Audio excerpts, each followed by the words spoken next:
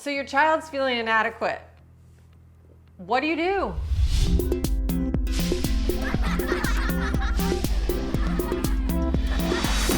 You know that feeling when you're supposed to clean the garage, or you're choosing to clean your own garage, and you walk out there and you are paralyzed? You know, like you'll go and get the mail, you'll go talk to the neighbor, you'll go do anything except start that job, okay? Because why? Why won't you start it? Because you're feeling inadequate. You probably may not even know that that's really it, but it's overwhelming and it can feel paralyzing. And so when we feel that, we feel inadequate. Like, I can't do this. I cannot do this. So when you're feeling overwhelmed and paralyzed, the remedy to that is you break it down into small successes. Because when you break it down, you feel encouraged, you feel motivated, you feel it's positive, like, oh, I can actually do this. So, you know, you start with this corner of the garage or these shelves, and then you realize, hey, I can do this. You know, okay, maybe I can get to that side of the garage, or I can get to those drawers or whatever, okay? So you break it down when you are feeling overwhelmed and paralyzed. You break it down. This is the same tool that we need, all of us, to use with our kids, okay? When they are feeling inadequate. And this is how it shows up. You know, it shows up with, okay, you guys need to clean the playroom. And they're like, yeah, that is like overwhelming. So I'm gonna actually just play or do other things because I don't know how to do that. And under age 8, kids can't do it on their own. It's just a treasure trove of fun stuff, okay? You have to kind of be a parallel play there, or parallel cleaning with them, you know, and I always pace myself at their pace. So I say, okay, we're gonna go slow today. Oh, I'll go slow then. Oh, you're going faster? Okay, I'll go faster then. And so what do you do to break it down? You go, okay, the playroom.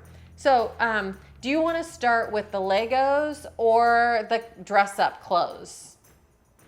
Okay. Well, I want to, the kid says, I want to do the dress up clothes. Okay, great. You do those and I'll start with the Legos, okay? And I pace myself at their pace. We're going slow or we're going fast. Their dawdling does not mean I'm going to do it, okay? So you do that and then you assess your progress. You go, okay, now how does it look now to you, son? Well, look, we got some carpet over here. That looks good. And okay, we've got those back. Okay, yep, it's looking good. Now what do you want to do? Do you want to take care of the books, or do you want to pick up those, you know, I don't even know what the latest toy is these days, you know, but whatever that is, do you want to do that? And so then you do that again and you go, okay, now how's it look?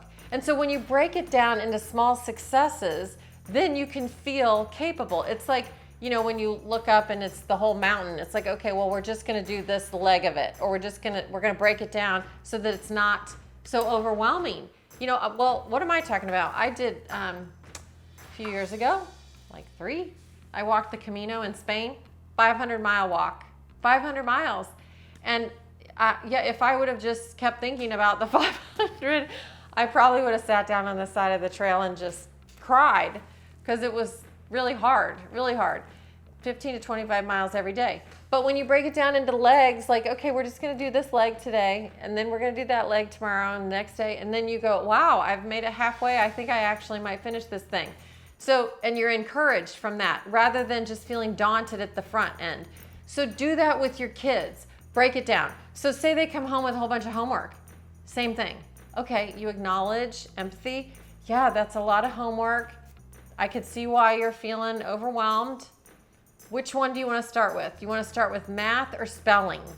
Okay, and then they pick, and then you do that. They do that.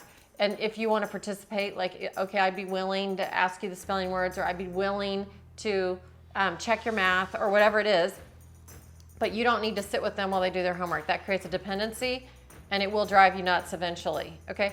So, and they're capable. Again, we're handing things over. That's another video, the handing things over video. Check that one out because we do way too much for our kids. We do it out of habit because we've started out doing them. So anyway, break it down, math or spelling, and then assess. So how do you feel now? How do you feel after you've done your spelling? Okay, yeah, I feel okay. Now I can do my science. Okay, good. Let me know how that goes. You know, it's like, it's not so daunting when you break it down. When they feel inadequate like that, they can feel empowered and capable when they break it down. So help do that with your kids so that they don't just throw fits on the ground and not even engage or try because they're just feeling inadequate and I'm just not even capable of doing that. So I'm just not even gonna try. Yeah.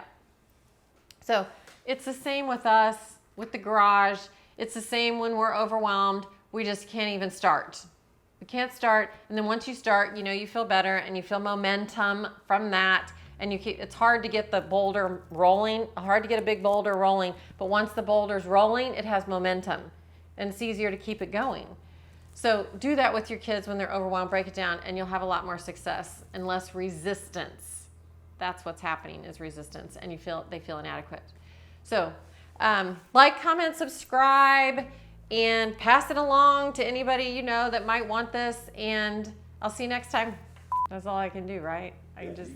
I think we got. And I can cut right there. What's a girl to do?